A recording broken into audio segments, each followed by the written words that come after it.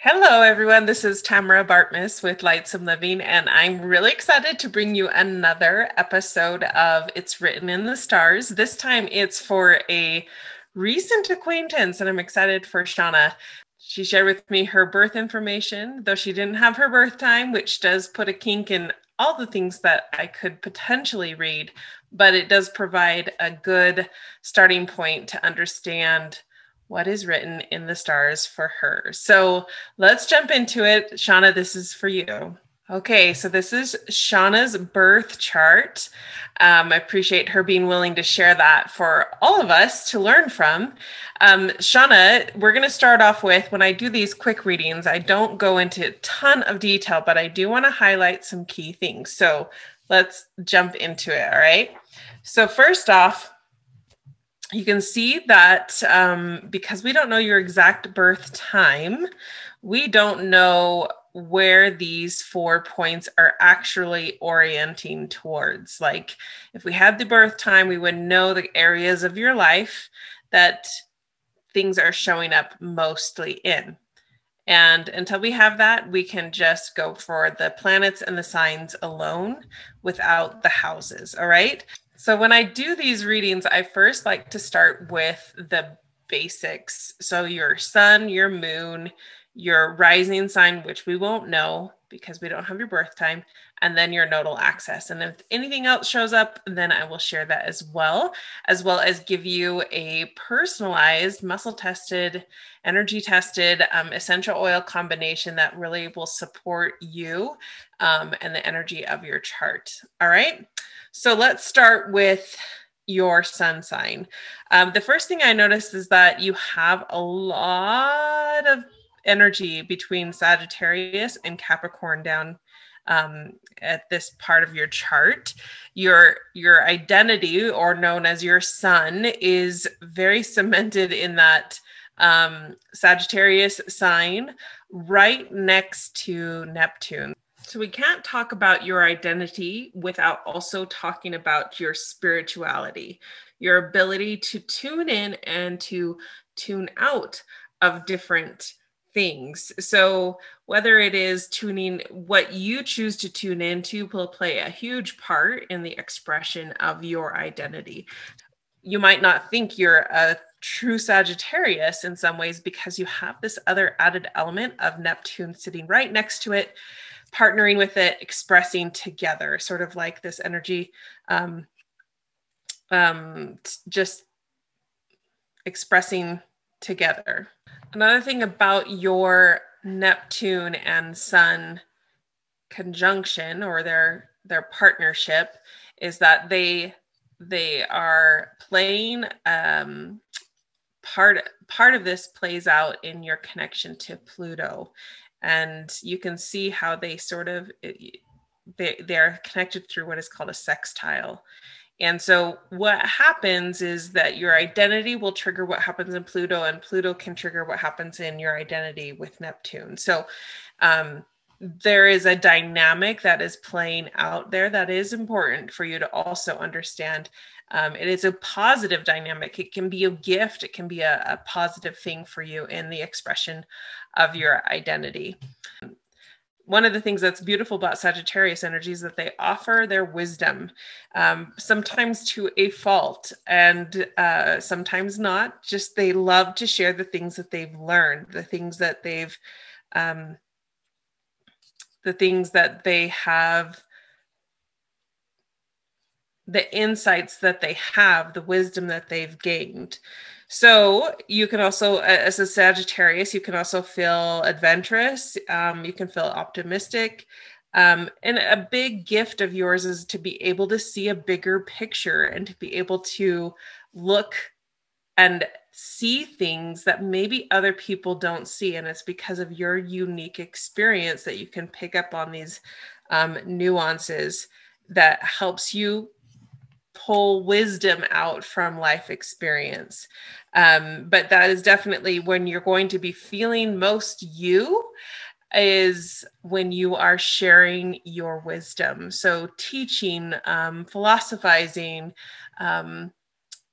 sharing the things that are truth for you will help you feel more secure in your own identity. All right, let's talk about your moon. Now, your moon is in the sign of Capricorn, and the moon is all about our intuitive and natural ability for feeling things. And so, how you might feel as a nurturer or feel as a mother would be to be very practical, very common sense, very that's let's get something done, very goal oriented, very focused on the to-do list, maybe also to set goals, to work towards them, to always be working for achievements, and feel probably very comfortable in the work environment. In fact, work, you might end up being somewhat of a mother of the work environment. Another thing about that moon, and you have 1, 2, 3, 4, 5, 6, 7 planets in this Capricorn sign that is very much a masculine like energy. Just think of it as the stereotypical masculine career focused energy. And not that it is only that, but it is definitely, you have more of that ability to probably operate in a man's world and navigate that more comfortably than maybe another person. You probably tend to keep goals. You might, with your Sagittarius energy, also make big goals and have big dreams, and sometimes almost too big for your Capricorn to catch up to. And so as you make big goals, keep them not so big that you get overwhelmed by yourself and stunt your own growth, but make them achievable and constructive so that you can move towards your big dreams and big vision, but not so much that you get angry or critical or disappointed in yourself and your lack of achievement, so that you don't get where you want to go. All right. Another thing about your moon being in Capricorn is that you might have a tendency to feel emotionally restrained. Like you have to keep your emotions in check. You can't have your emotions interfere with your reputation, your career, and the things that you want to accomplish. That is not appropriate for you. It feels like that you have that stiff upper lip.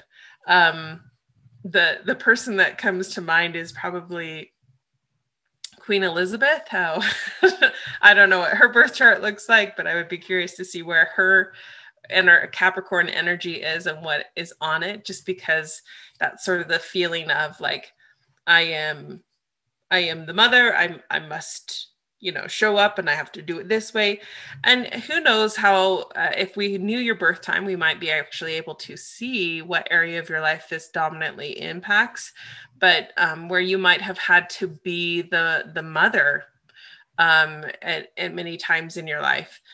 Just to be able to move forward, to have some structure, to have some safety in your world. Another interesting thing about your chart is this nodal axis. So you have a Capricorn South node and a Cancer North node. And so sometimes this can serve you in a dual way. So you can have gifts that come to you because of this Capricorn South node, and it can also become a weakness. Same with the Cancer North node. But overall, your nodal axis is learning how to use your practical gifts, your stability that you create with your goal orientation, like because you're so goal oriented, because you're so practical and pragmatic. It can almost sort of guard you from ever really opening your heart to fully experience the joy of nurturing and connecting. But this is really important, that you create that stability for yourself so that you can nurture best. So a stable environment, a stable home, a stable career helps you actually show up better in your nurturing mission, and you are meant to learn how to open your heart. You are meant to learn to nurture. And it might not look the way you want it to look. It might not look the way you expect it or others expect it to look, but you are definitely meant to be some kind of a nurturing energy to other people. I would say another interesting thing about your chart overall is that you have all your major planets are in direct motion. The only planet that is in retrograde is here in Chiron in Taurus. And that is, I find, a positive thing. It just means that in this life experience, you aren't reviewing so much of lessons not yet understood forward. And if there was one, chink in your armor, it could be this Chiron in Taurus that is wounding either your financial feeling of stability or your feeling of self-worth and your ability to materialize your value in this life experience. And that is something that the retrograde of Chiron is helping you really get better, more comfortable with it. So those are the basic things on your chart: your sun, your moon, and your nodes. I'm going back down to your moon here because I want to point out something right here. You can see that you have Juno, you have Black Moon Lilith, and you have the moon all really close in degrees. So because these are all within a really close degree, 2 to 3 degrees, they have the expression sort of like the sun and Neptune have, where they all are working together. So this Capricorn Black Moon Lilith can come off where you might be perceived as almost really sharp, and people don't know how to, you have a sense of authority with what you speak, and people might receive that as you being rude or condescending. And sometimes maybe it is, and sometimes it's not meant to be that way. Your Juno here also has a lot to do with your ability, how you feel you connect to money and how you connect in your relationships. And all of that is playing its song together. Have an expression that they express together in a way that is connected to your Chiron specifically. So your wounds, and Chiron is known as a core wound, something that really has held us back in a way that we are learning to become healed from and be able to use it for our good and for others' good. And that is, there's some natural flow of beauty and grace that is playing out with that. So it's not always feeling like a struggle, but there definitely is an opportunity there. Another thing that I wanted to point out is that you have Mercury and Venus here in your Capricorn sign as well. Those are personal planets that have a tendency for how you communicate and what you value. So you probably really do love being in the work environment. You value the structure it brings. You value the opportunity to make a name for yourself, to build your own reputation, to be known as or for something. And your ability to communicate in that environment probably feels even more as an opportunity. You have a natural way of connecting, communicating, and building those relationships through your voice in your career, in your reputation in that area of your life.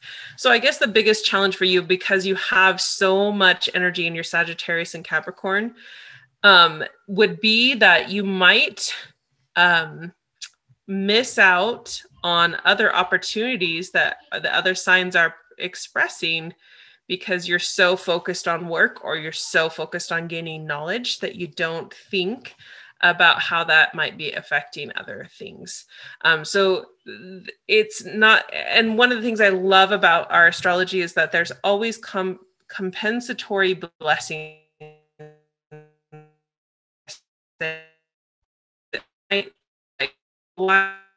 I do this, I feel that I'm always, it's so heavy here.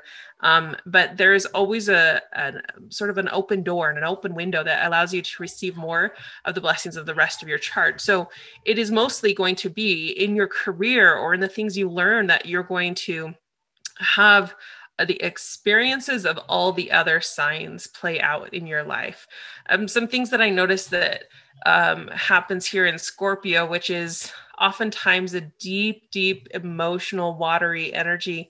And your Jupiter is there, which means, like, to me, that is massive, deep personal transformation to understand your soul's worth.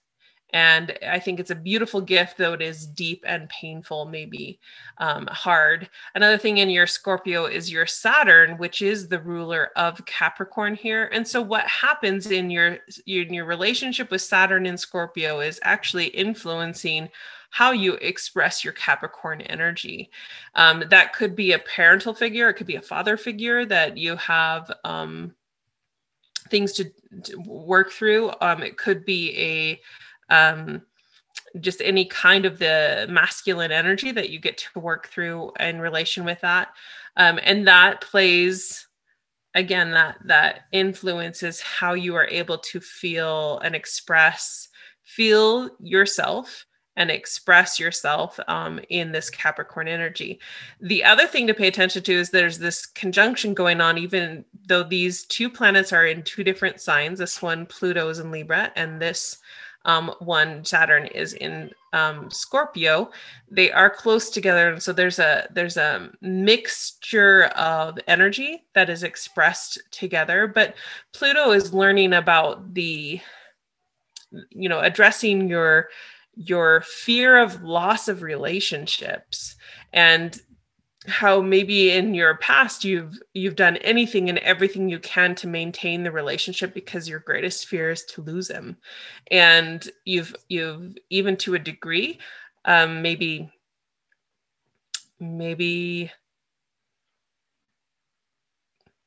allowed people to walk all over you or to be the peacemaker. And so at your own cost, you have become the glue that holds people together because you're so fearful. That's one of your greatest fears could be losing the relationship.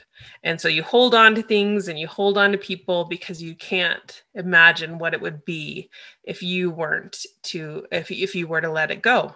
So that can be a definite struggle, possibly. And that Saturn in Scorpio could even make it harder for you to trust people, maybe somewhat skeptical of people in authority positions, and maybe a little bit like, prove it, like, show me that I can trust you. And that dynamic is playing out with this Pluto in relationships and Saturn in Scorpio. And that is impacting, again, what's happening over here in your Capricorn expression. So pay attention to the opportunities that your relationships present, and the deep therapies that you do so that you can learn how to express yourself, value yourself, feel like yourself more. And that will give you the wisdom to know and be able to tap into your intuition and higher truth in a more powerful way to develop all that Shawna really is, all that your identity really is. So a couple of oils that I tested for you that came up. The first one is called tea tree. And emotionally, energetically, it's also known as this oil for energetic boundaries. So if you have had relationships in your life where you have felt like people are somewhat energy vampires, where they suck it all out of you, that can be a big challenge for you. And so learning to guard your time, your energy, your talents, and anything that people like to take advantage of, you need to learn what that boundary is, because it could play out in a different way, in a physical way, and that can be difficult to work through. But that is something to be aware of. So tea tree oil. The second oil is called lemon eucalyptus, and this is about protected space. I feel like you have just this energy that is much more open with that Neptune next to your sun, protecting your own energy, protecting your space, which is what lemon eucalyptus can help do. It's going to reinforce this need to, hey, I can't always be codependent with you, right? What's healthy and what's not in this relationship. Knowing when you need to be independent versus coping with somebody. So there's that fine line of what's your energy, what's my energy, and not taking on what isn't yours. Again, with clear boundaries in your environment, especially. So that's a good one to diffuse on the regular because it is so helpful clearing the air, setting clearer and boundaries energetically. Tea tree is one that I would recommend you using topically, especially, and maybe internally if your situation needed that. All right, the third oil is called Brave. It's called a combination of wild orange, amyris, osmanthus, and cinnamon. And this is a really great oil for cleansing emotional debris. Where your self-worth has been challenged, and that would be your Chiron and Taurus up here. Definitely a self-worth being challenged in there, where you feel devalued by others' actions, and really have had negative experiences that have created negative beliefs. And the goal here is to be brave and face those negative beliefs so you can confront what isn't true, but what you coped with, what you settled for. And so that now is the time to break free of those and speak up, speak out, and be true to you. The fourth and final oil is called Passion. And it is a combination of cardamom, cinnamon, ginger, cloves, sandalwood, jasmine, some vanilla, damiana, and laurel leaf. And this specifically is for helping to face fear. One of the things about Pluto and Scorpio energy is that our fears can control us. We give our fears power over us. And it's learning to realize that the things that we hide in the dark recesses of our souls, sounds so ominous, that those things we believe have to stay hidden in order for us to stay safe. But the reality, the truth is that it's time to confront those. It's time to take the risk to remove the limitation that generational patterns have put on us and be able to make the shift happen. All right. So being willing to take risks to remove those limitations, that's passion. And that can reignite that fire within you.